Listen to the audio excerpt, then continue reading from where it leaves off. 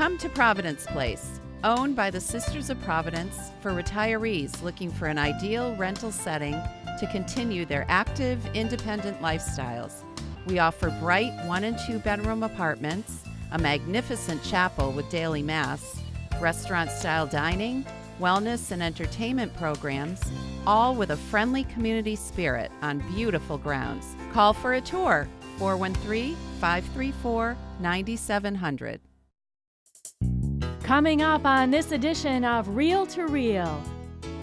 Thousands turn out for the annual FESTA in Ludlow, connecting faith and fun. I'm Carolee McGrath. I'll have that story next on Reel to Reel. I'm Rebecca Drake. I'll show you why the diocese's new director of catechetics and youth formation has faith in the future of the Catholic Church in Western Massachusetts. And the new head of school at Pope Francis High School talks about the future of Catholic education in the Diocese of Springfield. These stories and more are just ahead on this edition of Reel to Reel. Hello and welcome to Reel to Reel. Thanks for joining us today as we celebrate the start of the school year and the beginning of our 33rd season of Reel to Reel. Today we come to you from St. John the Baptist School in Ludlow, one of 12 Catholic elementary schools and 2 Catholic high schools in the Diocese of Springfield. And the students here are super excited to be back in the classroom after having a little break this summer. Over at Pope Francis High School's temporary Chicopee campus, there's a new face, a special freshman perhaps, Paul Harrington, who officially began his duties as head of school on July 1st.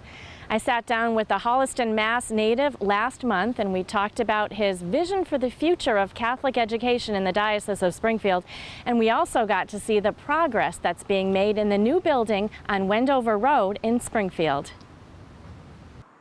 It's an exciting time at Pope Francis High School as Paul Harrington begins the 2017-2018 academic year at the helm, ready to lead some 350 students as well as faculty and staff into the future of Catholic education.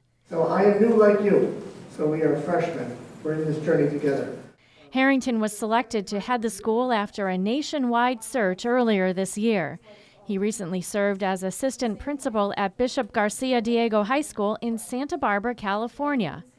Harrington spent 19 years in education in California, while also receiving a master's degree from Loyola Marymount and a doctorate from USC. He says he believes in the value of Catholic education on several levels, which led him back east to Pope Francis. Often I get the question from either a Catholic family that's slipped away from the church or a non-Catholic family or non-religious family. We're looking around at schools, but maybe it's not for us. And my answer to them is, well, what's important to your family? And always the things that they share that are important to their family about manners and respect and perseverance and compassion for others and giving back to others are all consistent with Catholic education. If you're not Catholic, then it's really an invitation. With our Pope, and now adopting his name, we see the doors are open, right? The Catholic Church is becoming more welcoming of others, and I think in our schools, we need to do that. And speaking of opening doors, Harrington says it will be just one more year before the doors to a new state-of-the-art Pope Francis High School will be opened. We headed over to the Wendover Road site that is just about 50% complete to check on the progress and get a sneak peek at the future. It's something unlike any Catholic school that I've ever been to, simply because most Catholic schools were built 30 or 40 years ago. In walking through the school, the one thing everyone will notice is the layout is quite different. I think one of the most exciting things is the creative use of space. From the cafeteria, which will be in essence part of the hallway, to a large 2-story civic stairway, students will have plenty of open space in which to gather, collaborate, and learn. In the science area, the school will introduce a maker's space. A maker's space is really to allow students to tinker with things. They tinker with little electrodes and batteries and magnets, and they build things out of them, whether it's through robotics, civil engineering. Harrington says there will be fewer textbooks and more group work. When we think of schools, we think of textbooks, we think of rows and some order and less chaos. And while this won't promote chaos, the goal is that it promotes collaboration. So these open spaces will allow students to work in small work groups, which is most likely what they'll experience in the workplace. Now with the exterior window installation and brickwork nearing completion, the building is slated to be buttoned up by mid-October. And in late fall, most of the work will shift inside. The sports fields are being graded and seeded, and so in a year's time will be ready for use. The next few months are going to be very exciting as Pope Francis High School constructs a brand new sandbox. Bigger and better sandbox, that's a good way to put it, and I hope that's really how it comes out. So I think all in all, what's transpired with the merge of the schools, it's been great. It couldn't have been better if somebody were writing the story. Not without its speed bumps, but I think people have done a great job of forecasting from a 40,000 foot view of trying to understand all the moving parts for the big picture. And I think if we stay focused on the big picture, and this is about Catholic education. At the end of the day, this is about Catholic education, then I think we're going to see some great success. And that's my hope. That's why I'm here. Exciting times for sure for the Pope Francis High School students. Best wishes to all students, teachers, and administrators in all of the schools in the Diocese of Springfield for a successful school year. As the U.S. Catholic Church marks Catechetical Sunday on September 17th, a familiar face in the Springfield Diocese takes on a newly created position of Director of Catechetics and Youth Formation.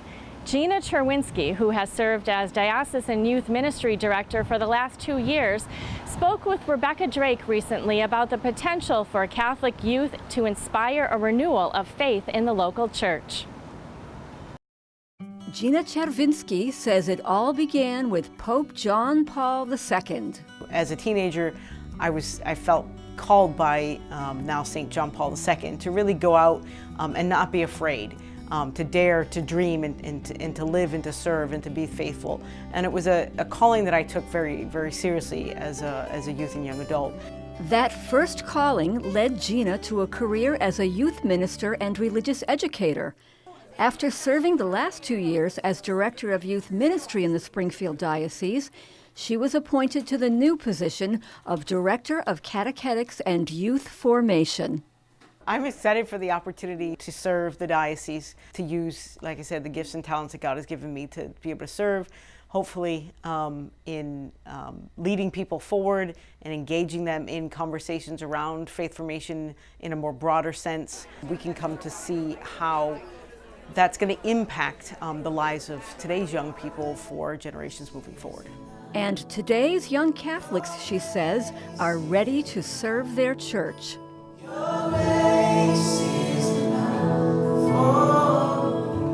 They're eager, they're willing to learn, they're willing to grow, they're willing to be challenged, they love to serve. The youth of the diocese, according to Gina, also have a thirst for spirituality and a desire to know more about their faith. They're very open to things, to the breadth of what the Catholic Church has to offer. They're very interested in learning the history of things and why we've done things the way they are. They want to learn, popular piety, devotions, and things like that because it's just so different than the rest of society. And the place where the faith of the youth is nurtured is where they are right now, their parishes. They want to express their spirituality, so they want to be engaged in the life of the parish and in the mission of the parish. So really service is definitely where they express that spirituality. Empowering youth to share in the mission of the church is the work of the entire parish community, in particular adult catechists, like those who recently gathered in Springfield for the biennial New England Convocation for Catechetical Leadership. One local catechist says she was inspired by the convocation speakers. It gives us practical ideas to move forward, and we all need to move forward. The world is changing. It's a different world. It's much more digital. It's much more internet run, and we have to change with that. Joanne Baggy welcomes Gina Czerwinski's leadership as catechists continue their ministry in this changing world. I find her very approachable. She has youth on her side. She has given the diocese, I believe, some renewed energy. Springfield Bishop Mitchell Rosansky, who was one of the speakers at the convocation, also praises Gina's experience and enthusiasm, both in her work in youth ministry and now in her new position. I'm very happy that Gina brings that same type of enthusiasm, that great insight, her knowledge of theology, her love of the Lord in our catechetical ministry in the Diocese of Springfield. With the support of pastors, adult leaders, and parish communities working together, the diocese's new director of catechetics and youth formation envisions a renewal of faith in the Catholic Church. I'm hoping for a church that's very vibrant and very family focused and engaged. I want to see that womb to tomb ministry very, very alive and well, that people are engaged in learning about their faith regardless of what age they are in, and that our youth are helping to set the tone moving forward, that their energy can really revive us and enthuse us to go out into the mission fields and to serve. And for those in that mission field, the teacher is Jesus, and the classroom door is always open. For Real to Real, I'm Rebecca Drake. Congratulations to Gina Czerwinski on her new position, and special commendations go out to all the catechists in our diocese who give their time and energy to bring the good news of the gospel to the people of all ages. And for viewers on 22 News, Bishop Rosansky will honor our catechist tomorrow morning at 10 a.m. on the Chalice of Salvation. And still to come on Real to Real, we'll visit a local cancer support group helping those who have confronted serious illness. And celebrating the 100th anniversary of the apparitions at Fatima, Caroline McGrath takes us to FESTA 2017. These stories and more are still to come on Real to Real. Like Catholic TV on Facebook. Once you're there, you can join in on discussions, make friends with other Catholic TV fans, watch behind-the-scenes videos from the studio, just finished this today, and stay up to date with the Catholic world. All this at facebook.com/CatholicTV.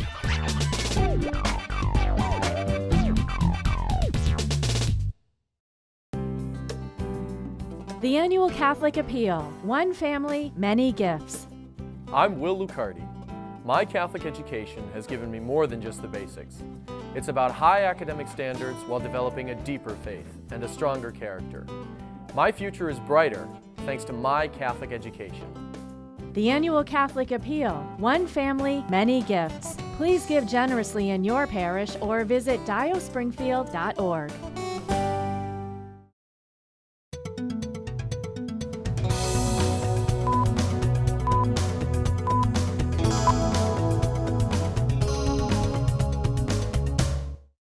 I'm Dan Dumas with your Real to Real news briefs.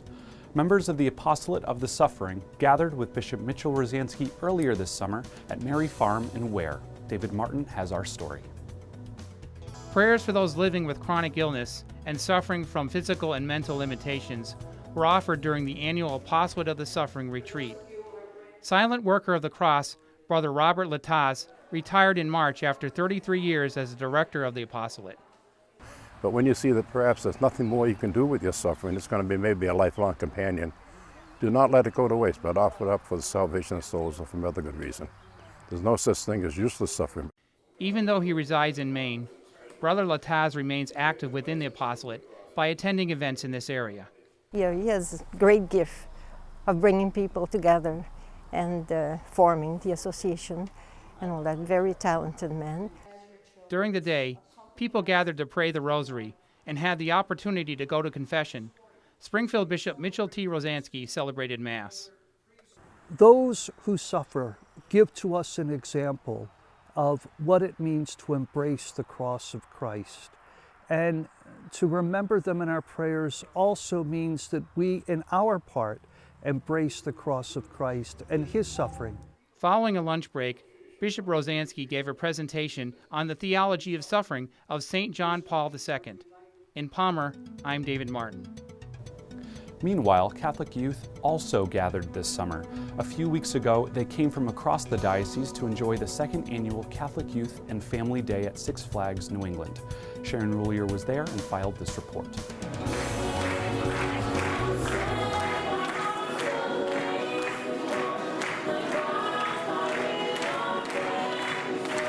Life is meant to be joyful, says Bishop Mitchell Rosansky. And that it was, as more than 400 young people and adults from the Diocese of Springfield and neighboring dioceses took part in the second annual Catholic Youth and Family Day at Six Flags, New England.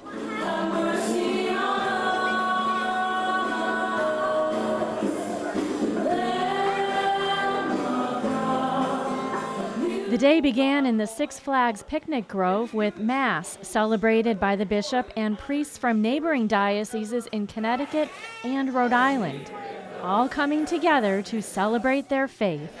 And we begin the day with Mass because we know that all of our joy is truly centered in the Lord Jesus. And to see the enthusiasm of our youth, to have the band Soul Motive lead us in our music, the joyful, uplifting music, really gives to us a good perspective on this day here at Six Flags. Justin and Alicia Baer of Manchester, Connecticut, brought their 4 children to the park and were excited to ride some of the rides, while also being able to connect with other Catholic families during the day. It's a good way to start the day is going to Mass, and then also being able here to be fellowship with, other faithful Catholics, and also with my family, and also to do a little evangelization throughout the whole day, wearing a pro-life t-shirt.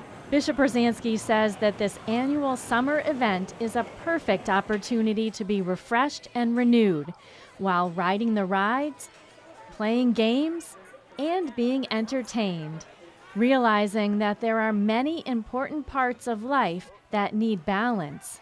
And so work, and particularly for our young people at this phase of their lives, schoolwork is important.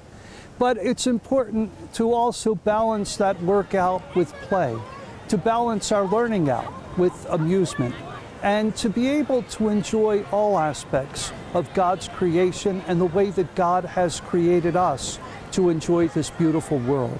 And following the Mass, everyone was able to ride the rides and take part in all the exciting things that the park had to offer. And remember, you can always stay informed on all the latest news in the Catholic Church locally or beyond by logging on to iobserve.org. There you can read articles written by our Catholic communications staff, as well as view archived episodes of Reel to Reel. That's iobserve.org. I'm Dan Dumas, and those were your Reel to Reel news briefs. It's never easy to receive a diagnosis that you or someone you love has cancer, but a longtime support program at Mercy Medical Center has been providing a safe environment in which people with cancer, family members, and caregivers can express their fears, concerns, questions, struggles, and successes. Julie Bollier has more. Receiving news that a biopsy is positive can be overwhelming and frightening to many people. I had found the bumps on my neck on the third weekend in January of 2016. Within a month's time, we found out it was HPV, or squamous cell carcinoma, and through the throat doctor. And then from there, he referred me to the Sister Caritas Center.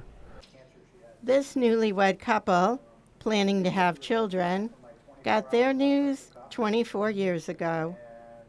Next thing I know, they're transferring her to a room, and I never even knew what an oncology ward was. They said, we're transferring her to the oncology ward. And I hate to sound dumb, but at 32, I didn't know what oncology ward meant. I probably had 4 nurses around me, and one of the attendings, it was like, this very well could be your wife's last Christmas. How do people cope with news so terrifying that they never imagined it could happen to them? Recently, Reverend Stan Kim has taken on the cancer support group started by Sister of Providence, Madeline Joy, nearly 30 years ago. Most people share the strong faith that we believe in God, and God is in the midst of all transitions. So this is a group that supports one another emotionally, psychosocially, as well as sharing some information. Oftentimes we have physicians who come, as well as dietitians who come, and they talk about the newest drug or the newest therapies, and they give a lot of information that are much broader and deeper than what you get on the TV. Today, more and more people are living as cancer survivors, not only due to technology advances, but also to wonderful support networks. People who have lived through it can be the biggest help to those going through it now. Tom's wife, Isabella, has been in remission for 24 years. This isn't a death sentence. And Mike joined shortly after his treatment ended. One of the nurses had suggested to me to go to a support group, and that was actually very enlightening. I talked with other people that were in the same situation, if not worse situations than I was, and it really opened the door for a lot of things and clarified a lot of things too. And over the years, group members say that they cannot thank Sister Joy enough. She's great. She's a ball of fire. Last holiday season, Mike Rondo thanked Sister Joy, along with all of the staff at the Sister Caritas Cancer Center, by building a 3,500-pound ice sculpture. When I did the ice carving of the thank you, I made a point to have a copy made and a picture of each one made and brought to the nurses' station for all of them, and they just about all of them cried, because they either people pass on or they just never see them again. Another tradition Reverend Kim wishes to keep are the holiday celebrations and the summer outings, which are funded by the Gift of Light, an annual campaign for the cancer support groups and patient services. This year, it was held at Specs Pond in July. The most important part of today is the fact that we are celebrating the life that God has given to us, and to the fullest, and recognizing and supporting one another. The Cancer Support Group is for both cancer patients and caregivers. It meets every Monday from 7 p.m. to 9 p.m. at Mercy Medical Center in the DeLiso Conference Room. Reporting in Springfield, this is Julie Bollier for Reel to Reel.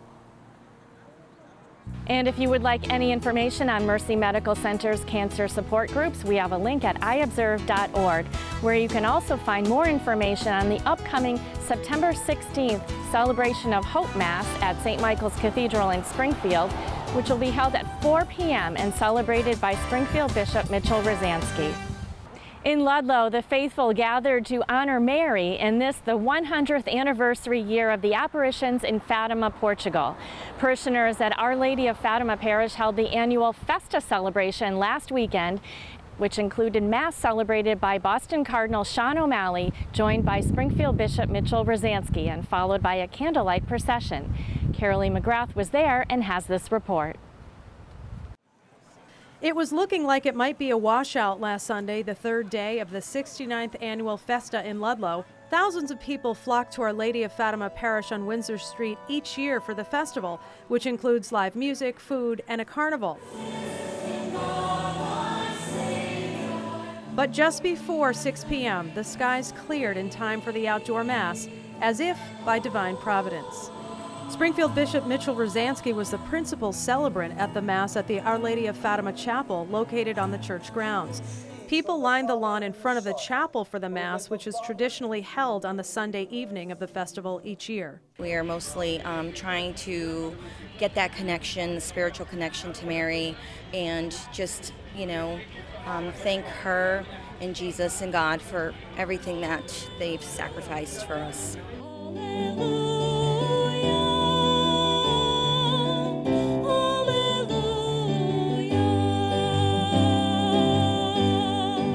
Patty Supsack and her husband have 2 children. Patty was the cantor and lector at the Mass. She grew up in the parish and grew up attending the FESTA. She says the FESTA, which celebrates Portuguese culture, is rooted in their Catholic faith and their love of the Blessed Mother.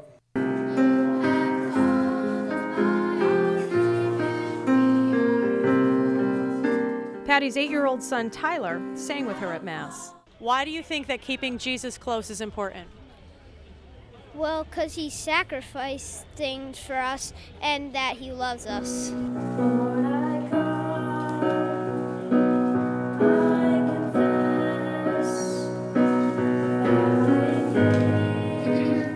The choir sang in both English and Portuguese. The FESTA celebration this year falls during the 100th anniversary of the apparitions in Fatima, Portugal. From May to October 1917, the Blessed Mother appeared to 3 shepherd children. The Blessed Mother told the children to pray the rosary daily for peace and to offer up their suffering for the conversion of souls. Mary's message at Fatima was that we needed repentance and we needed conversion of heart to her son Jesus. The central message, the core message of Fatima. And that's what Mary continues to call us to do in our lives, to find that conversion of heart to her son, the Lord Jesus. Following Mass, more than 1,000 people lit candles and joined the Rosary procession, which wound through the neighborhoods surrounding Our Lady of Fatima Parish. Father Vitor Oliveira led the Rosary, speaking Portuguese. Everything is about Our Lady of Fatima. They usually are all Portuguese people, sons and daughters of immigrants that grew up with this spirituality, and here really there is nothing as close to Fatima like we did here. Each year, thousands of people come to this festa from up and down the East Coast. You can see they're lighting candles. Many people are praying for miracles. And of course, this year, the centennial year, takes on special meaning. You came from Long Island? Yes. Came from East Side. That's incredible. I've been coming since I was a little girl. And why is this special to you? Lady of Fatima is a big statue and remembrance in Portugal, so this is a big thing. To Vanessa Gomes and her family, the festa was somewhat of a pilgrimage. She was recently diagnosed with leukemia. Well, this is a big year for us. She recently got sick, so we're coming here to light a little candle and say a little prayer for her. The witness in this Western Mass town was powerful as people prayed to Jesus through Mary, honoring what she said 100 years ago.